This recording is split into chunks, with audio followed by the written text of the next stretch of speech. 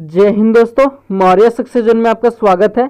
आज हम लोग क्लास 12 की बुक ज्योग्राफी का 9 चैप्टर अंतर्राष्ट्रीय व्यापार के विषय में हम लोग चर्चा करते हैं, जो एग्जाम के दृष्टिकोण से काफ़ी महत्वपूर्ण होता है। और ये जो सारे एमसीक्यू हैं वो पूरे पिछले सालों में पूछे जा चुके हैं, इसे आप ध्यान से पढ़िएगा। यहाँ पे देखिए, क्वेश्चन पहले पढ़ने से पहले यहाँ पे 2015-2019 में ये प्रश्न पूछा जा चुका है, तो आप लोग अनुमान ही लगा सकते हैं कि आप लोग का जो इंटर बोर्ड लेवल का जो एग्जामिनेशन होता है वो पिछले ही कुछ सालों में जो एमसीक्यू पूछे गए होते हैं वही घुमा फिरा कर पूछे जाते हैं। और इस वर्ष तो 2023 में जो आप लोग का एग्ज़ाम होना है उसमें तो 40, जी हाँ 40 प्रश्न तो एमसीक्यू ही रहेंगे, तो इस पर ध्यान देना काफ़ी आवश्यक हो जाता है।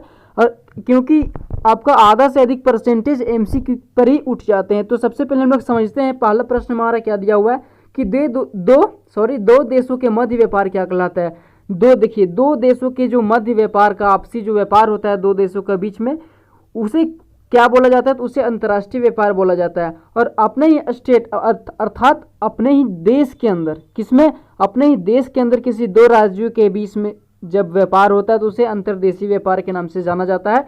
इसका राइट आंसर भी हो जाएगा, क्या हो जाएगा, अंतर्राष्ट्रीय व्यापार हो जाएगा।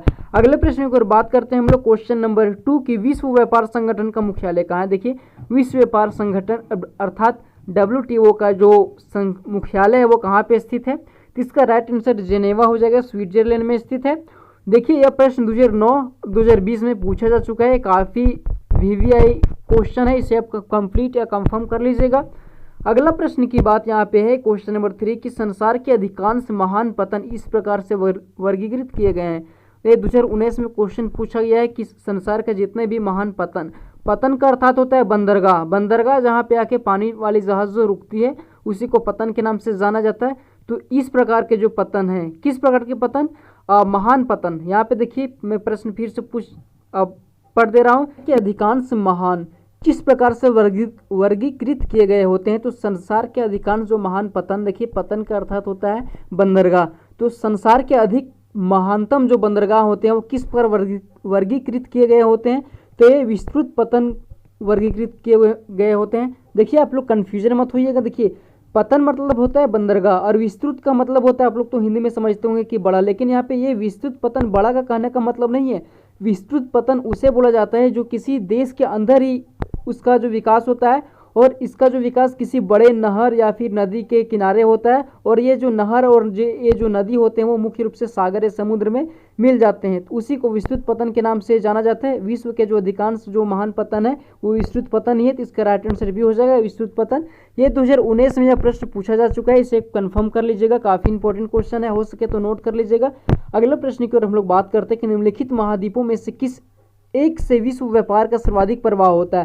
अर्थात यहाँ पे महाद्वीप का जो नाम दिया गया है, इस सभी महाद्वीपों में से किसमें सबसे अत्यधिक विश्व व्यापार जो होता है वो सर्वाधिक होता है, तो इसका राइट आंसर हो जाएगा यूरोप, क्योंकि यूरोप ही एक ऐसा कॉन्टिनेंट है, ऐसा महाद्वीप है जिसमें जो व्यापार होता है वो भारी मात्रा में किया जाता है। इसका राइट आंसर भी हो जाएगा।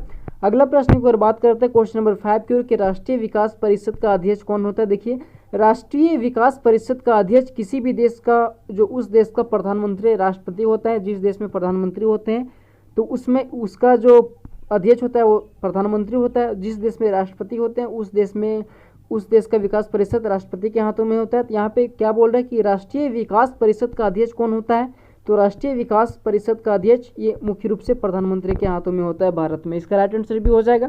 अगला प्रश्न की ओर हम लोग बात करते हैं, क्वेश्चन नंबर 6 की ओर कि दक्षिण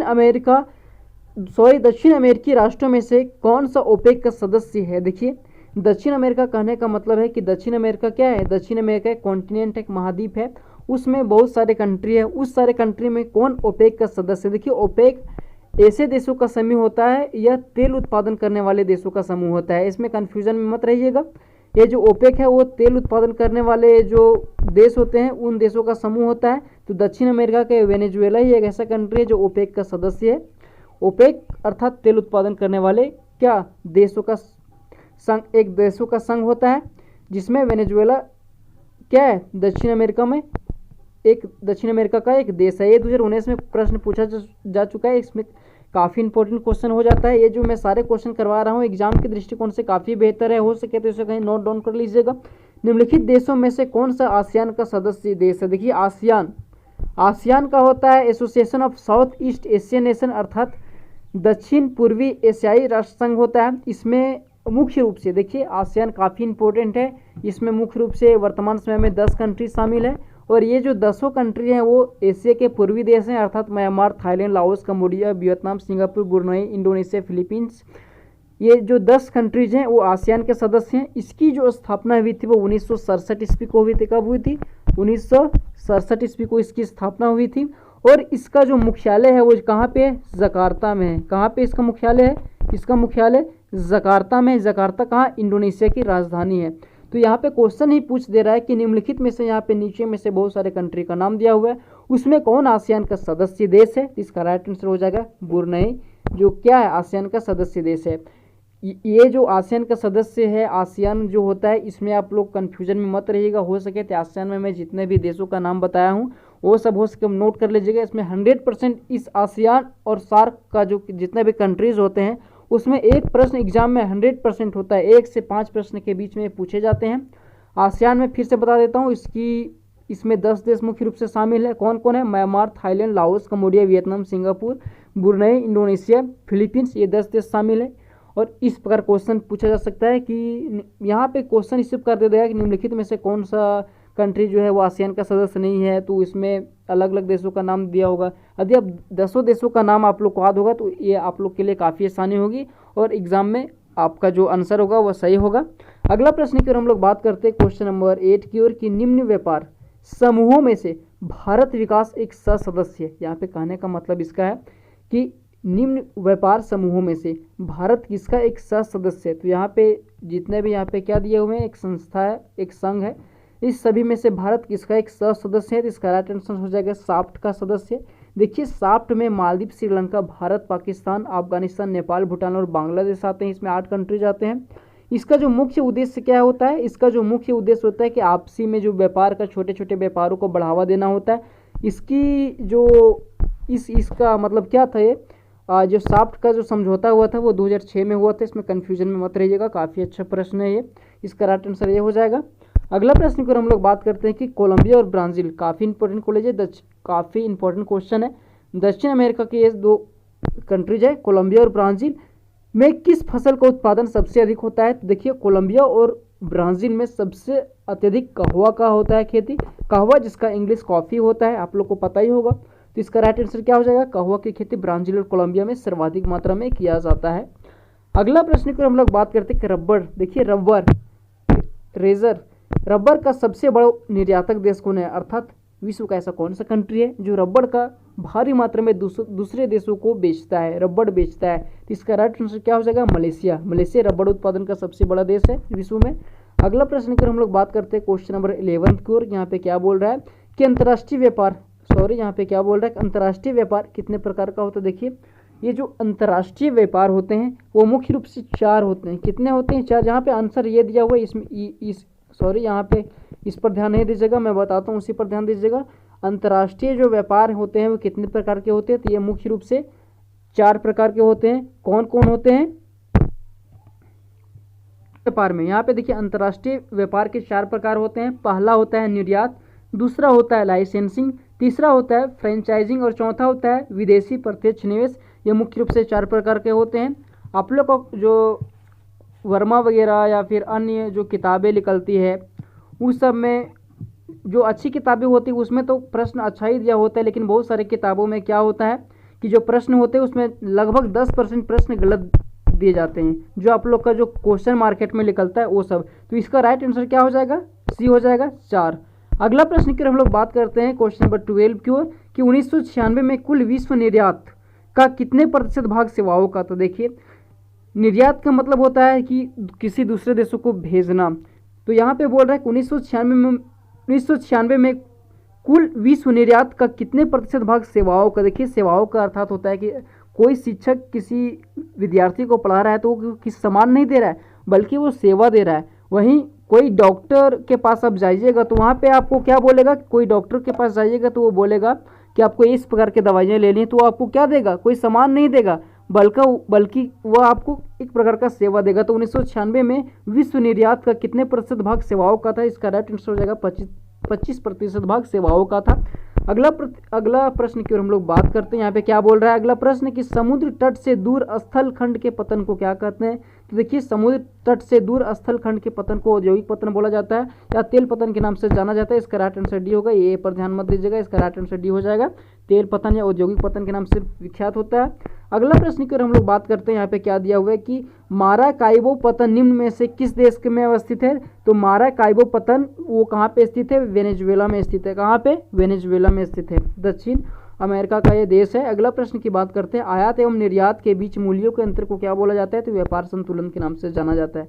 किसे, आयात और निर्यात। आयात का मतलब होता है कि हम किसी अपने देश में किसी दूसरे देश से वस्तु हम मंगा रहे हैं, और निर्यात का मतलब होता है कि हम अपने देश से किसी दूसरे देश में वस्तु भेज रहे हैं। तो इसका राइट आंसर क्या हो जाएगा, सी, व्यापार संतुलन।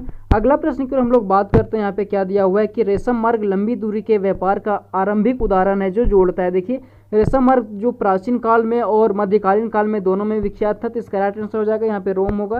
यहाँ पे सुधार लीजिएगा, रोम और चीन के बीच में ये क्या चीज था, ये व्यापार जो रेशम मार्ग था वो समृद्ध था।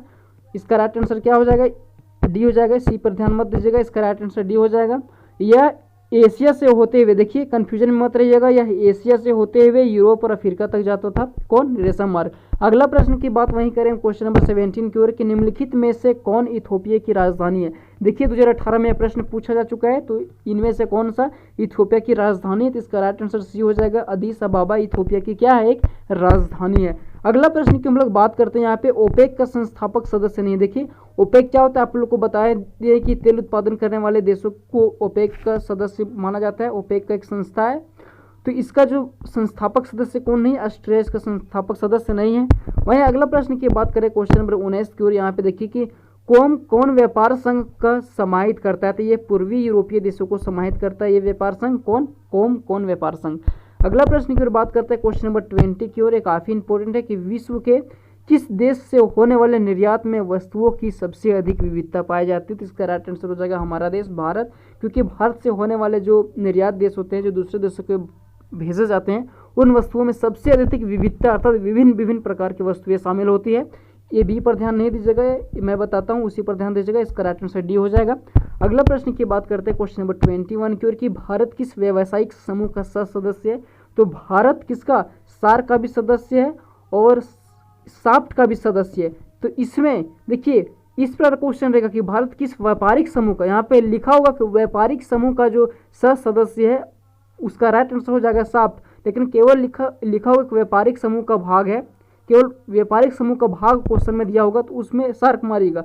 लेकिन इस पर प्रश्न पूछा जाएगा कि भारत किस व्यापारिक समूह का सदस्य है, तो इसका राइट आंसर हो जाएगा साफ्ट। अगला प्रश्न की ओर बात करते हैं हम लोग क्वेश्चन नंबर 22 की ओर कि निम्नलिखित में से कौन सा ओपेक का सदस्य राष्ट्र नहीं है। ओपेक का अर्थात क्या होता है, तेल उत्पादन करने वाले देशों का एक समूह होता है। तो ओपेक का राष्ट्र का सदस्य कौन नहीं है। तो इसका राइट आंसर हो जाएगा कौन, ईरान नहीं है। देखिए ईरान भी तेल का उत्पादन करता है, लेकिन इसका राष्ट्र का किसमें ओपेक का अभी सदस्य नहीं बना है। इसका मेन कारण है अमेरिका। अगला बात करते हैं हम लोग क्वेश्चन नंबर 23 की ओर कि भारत एक सदस्य है। भारत किसका सदस्य है, तो आपको पता ही होगा भारत साफ्ट का सदस्य है। किसका सदस्य है, भारत एक साफ्ट देश का सदस्य। 2020 में प्रश्न पूछा जा चुका है, काफ़ी इंपॉर्टेंट है। आई होप आप लोग को वीडियो अच्छा लगा होगा।